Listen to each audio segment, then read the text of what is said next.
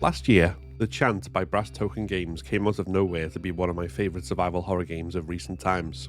With its new DLC, The Gloom Below, the developers managed to build on everything that made that initial experience so unique and compelling, whilst intensifying the combat challenge with their level design choices.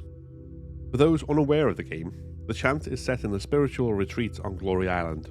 Our protagonist Jess accepts her friend Kim's invite there after some personal tragedy, but what starts out as an attempt at healing the mind quickly descends into cosmic horror as the character's interpersonal baggage collides with the otherworldly powers, initially unleashed by a cult who occupied the island back in the 1970s.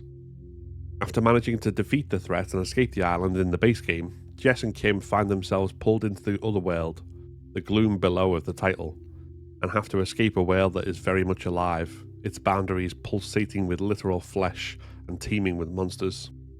One unique selling point for the base game, which continues in the DLC, is that its mechanics are rooted in the spirituality of the story.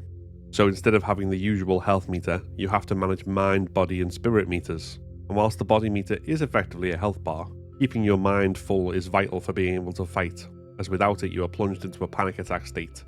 You can restore mind by meditating, but only whilst you have spirit to do so. And since spirit can be used to call upon various special attacks and defences, you may want to weigh up when and how to use it.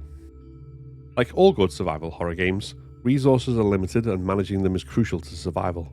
This includes your mind and spirit, but also various ingredients which you can use to craft spirituality themed weapons and throwables such as witch sticks and fire lashes or essential oils and salts. Some do more damage than others, and if engaged in combat you'll also need to be aware of your surroundings and when you need to use the dodge and shove mechanics to get out of a tight spot.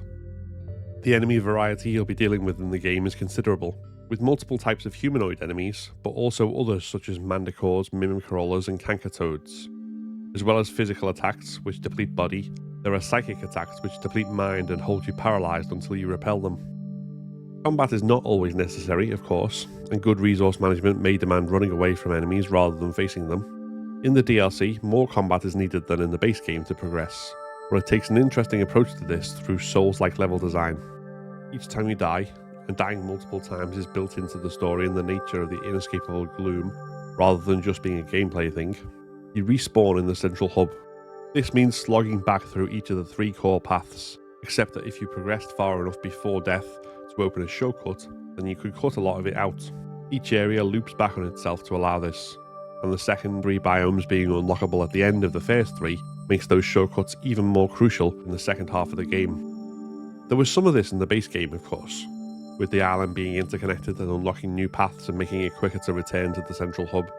But this was more rooted in survival horror, with death restoring you to the last checkpoint rather than the centre of the map, more exploration, and the balance tilted more to solving puzzles than to mandatory combat when it came to progression. Alongside this new level design philosophy, the battles the game throws at you are tougher, with multiple more powerful enemies in some areas, and waves of enemies in others combined with other traps.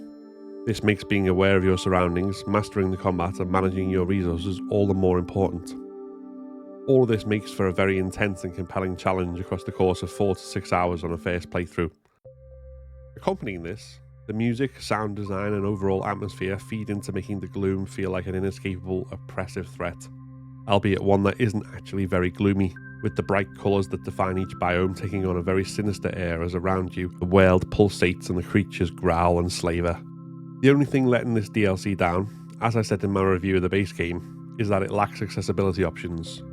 The only one that affected me directly was the inability to remap the controls, as I'm generally not a fan of having to press down the left stick to toggle running, as it too often leads to me accidentally toggling running off. But for a game so focused on colour, high contrast and colourblind modes would be useful additions to help more people be able to explore the world. It does have each of the initial biome entrances defined by details around the wall, as well as their colour, but this doesn't help when distinguishing the colours of the new entrances you need to unlock within the existing ones.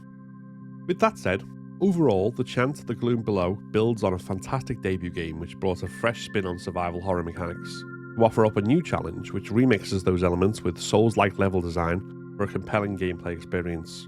Whether we get more from the world of The Chant remains to be seen, but I'd definitely be eager for either a sequel or even a new survival horror IP from Brass Token. Especially if they can incorporate disability accessibility in the future, the idea of more games like this one is very appealing. Have you played The Chant and its Gloom Below DLC? Let me know what you thought of it in the comments.